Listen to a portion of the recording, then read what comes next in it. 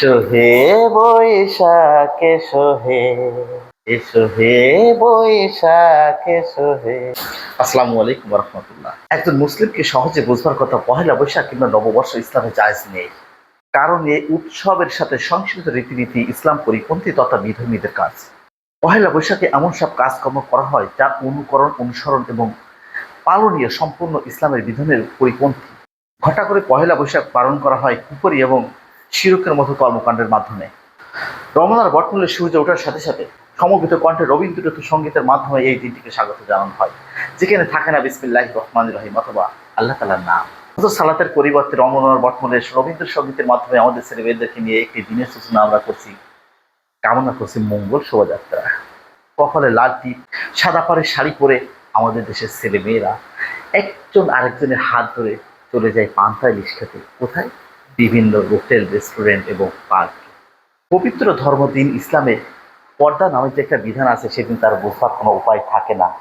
এবং আমাদের ছেলে মেয়েদেরকে যদি বোঝানো হয় যে এটা ইসলাম সমর্থন করে না, তখন তারা মৌলবাদ অভিহিত করে এগুলো মৌলবাদের কাজ।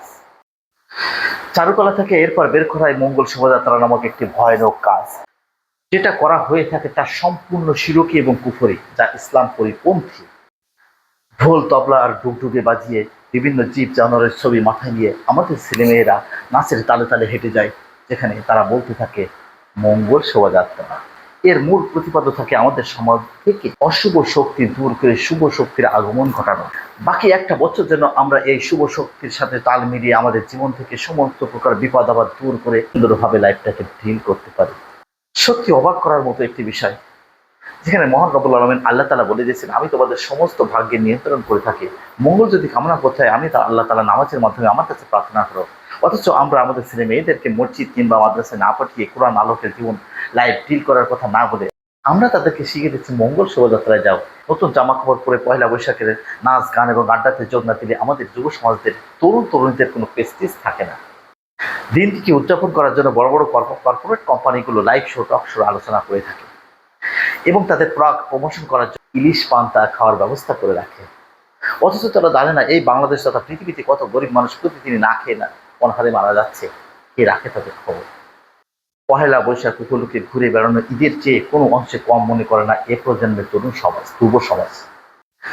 নারী পুরুষ নিজেদেরকে কোনো প্রকার ভেদাভেদ ছাড়াই বিভিন্ন অনুষ্ঠানে নিজেদেরকে আত্মপ্রকাশ করতে চায় এক উল্লাসের মাধ্যমে, যেখানে তারা মুক্ত বাতাসে নিজেকে অন্যভাবে ছড়িয়ে দিতে চায় সম অধিকারের বদাবলে। পহেলা বৈশাখে যে সমস্ত কর্মকাণ্ডগুলি করা হয় তার সম্পূর্ণ কুফরি, শিরকি এবং বিদাত। রাসূলুল্লাহ সাল্লাল্লাহু আলাইহি সাল্লামের জীবনে এই সমস্ত কোনো কর্মকাণ্ড করেছেন বলে কোনো কোরআন এবং হাদিসের আলোকে খুঁজে পাওয়া যায় না। প্রিয় নবী হযরত মুহাম্মদ সাল্লাল্লাহু আলাইহি সাল্লামের যুগে যে সমস্ত মানুষেরা মূর্তি পূজা করত বা এরকম ধরনের কোনো আচরণের মাধ্যমে তাদের মঙ্গল কামনা করত, তাদের কাছে এই প্রসঙ্গে মহান রব্বুল আলামিন আল্লাহ তাআলা সূরা আনামের ৭১ নম্বর আয়াতে বলেন, হে মুহাম্মদ, তুমি তাদেরকে জিজ্ঞাসা করো, আমরা কি আল্লাহকে বাদ দিয়ে এমন কাউকে ডাকবো যারা আমাদের ক্ষতি করতে পারে না, কোনো মঙ্গলও করতে পারে না? আর আল্লাহ যখন তোমাদেরকে সোজা পথ দেখিয়ে দিয়েছেন, তখন তোমরা কেন উল্টো পথে চলছো? আমরা কি নিজেকে সেই ব্যক্তির মতো করে নিব যাকে শয়তানরা মরুভূমির বুকে পথ ভুলিয়ে দিয়েছিল? সে হয়রান, পেরেশান এবং উদ্ভ্রান্ত হয়ে ঘুরে বেড়াচ্ছে, অথচ তার সাথীরা তাকে চিৎকার করে ডেকে বলছে, এদিকে এসো, এদিকে এসো, এখানেই কল্যাণ, এখানেই মঙ্গল। হে মুহাম্মদ, তুমি তাদেরকে বলো, আসলে আল্লাহ তাআলার হিদায়াতই একমাত্র নির্ভুল, সত্য এবং সঠিক হিদায়াতের পথ। তার পক্ষ থেকে আমাদের কাছে নির্দেশ এসেছে, বিশ্বজাহানের মালিকের কাছে মাথা নত করে দাও, প্রার্থনা করো তার কাছে। সমস্ত প্রকার মঙ্গল এবং অমঙ্গল তার হাতে ডিপেন্ড করে। অতএব হে বিশ্ববাসী, তোমরা তোমার প্রতিপালকের কাছে মাথার শির নত করে দাও। নবী মুহাম্মদ সাল্লাল্লাহু আলাইহি সাল্লাম বলেন, যে ব্যক্তি যে সম্প্রদায়ের অনুসরণ করবে, কাল কিয়ামতের ময়দানে সে তার অন্তর্ভুক্ত হয়ে আমার সামনে উপস্থিত হবে। এই প্রসঙ্গে নবী মুহাম্মদ সাল্লাল্লাহু আলাইহি সাল্লাম বলেন, যে আমার সুন্নতকে ভালোবাসলো, যে আমার সুন্নতকে অনুসরণ করলো, সে যেন আমাকে ভালোবাসলো, আর যে এটাকে অ্যাভয়েড করলো, কাল কিয়ামতের ময়দানে সে আমার সাথে থাকবে না। সূরা আল মাইদার ৪৮ নম্বর আয়াতে মহান রব্বুল আলামিন আল্লাহ তাআলা বলেন, তোমাদের প্রত্যেকের জন্য আমি একটি সুস্পষ্ট বিধান দিয়েছি।